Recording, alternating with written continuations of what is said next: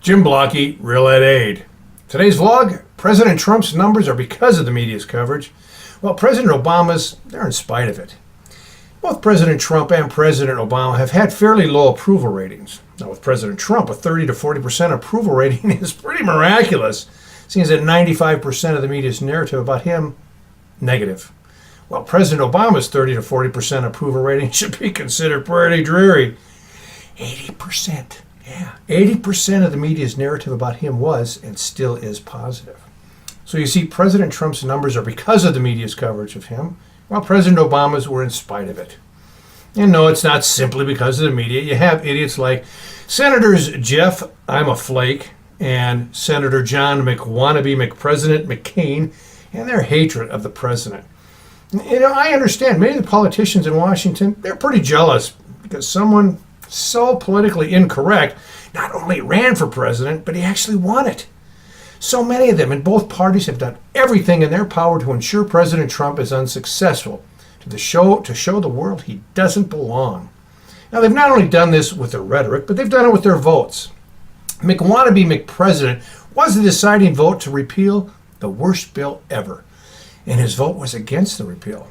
Which, by the way, when Obama was president, McWannabe McPresident voted for the repeal of the same bill.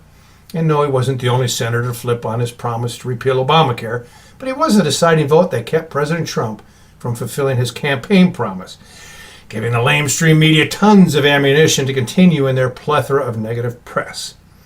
Now, I'm a Flake went on the Senate floor and began to chastise the president about his treatment of the press. In front of an overflow crowd, which means they offload out of the room to another room, he accused the president of treating the press as Joseph Stalin did. Now, even though the room was pretty much empty, the press ate this up. They used this as proof President Trump is nothing but a bully. Now, Ima and McWannabe are not the only two who are outwardly speaking about the president, but these are simply two who have caused the most damage, in my opinion.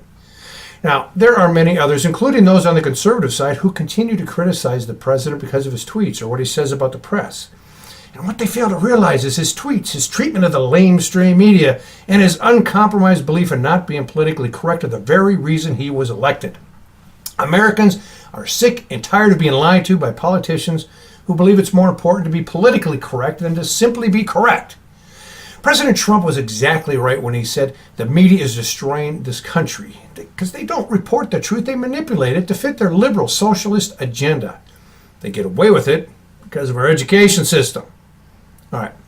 Some media outlets brag about being fair and balanced, which is better than the lamestream media. However, I think being right is far more important than being fair or balanced. Example, did you know that approximately 10% of Americans do not believe the Holocaust actually happened? Now, you will notice no media outlet allows one of these fools on their network to debate this issue. Why? Because they know those fools are wrong. So they are not fair and balanced when it comes to these things that they know are right and wrong. So fair and balanced, kind of just another politically correct term. Now, getting back to President Trump's approval ratings, the main problem from both sides of the media is they focus more on twisting what he says into a major problem than focusing on many of his accomplishments. You know, Sean Hannity and Laura Ingraham aside. Now, focusing on the right thing, that's also the same problem education has. Because you see, they focus on the dropout rate versus focusing on the drop-in rate. Okay, I think we all know the initial objective of the press was to keep politicians and other leaders accountable by printing what actually happened, not what they, the press, perceive happened, or what they could twist into supporting their beliefs, but what actually happened. I ask you, who's keeping the press accountable? When they blatantly manipulate the truth or outwardly lie, what are the consequences? Well, sometimes, not often, but sometimes they're suspended or terminated. You know, Thomas Jefferson hated the Supreme Court for similar reasons, because of the power they could have if they were to manipulate the truth. And what he said about how they should carry out their duties directly correlates to today's press. You know, he said on every question of construction, carry ourselves back to the time when the Constitution was adopted. Recollect the spirit manifested in the debates. And now his following statement, it was the wisest advice ever. He finished this by saying, and instead of trying what meaning may be squeezed out of the text or invented against it, conform to the probable one in which it was passed. You see, he didn't want the Supreme Court justices to manipulate the law to fit their agenda. He wanted them to research the Federalist Papers and understand the intentions behind the Constitution. In the same manner, our press should repeat what a person is actually saying rather than manipulate it to fit their agenda or make the person out to be a fool.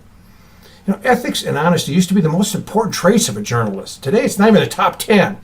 So when a journalist says President Trump is a racist and his views on immigration are proof of it, remember, he was elected because he wanted to repeal Obamacare, reduce taxes, but mainly he was elected because of his views on repairing immigration, having the wall built, as well as his taking on the media. So you journalists on both sides of the fence, do yourself a vast disservice, because you should realize the majority of Americans love his strong stance against illegal immigration and building the wall. And even more, they love him for his attacks on you. This is Jim Blocky with Real Ed Aid.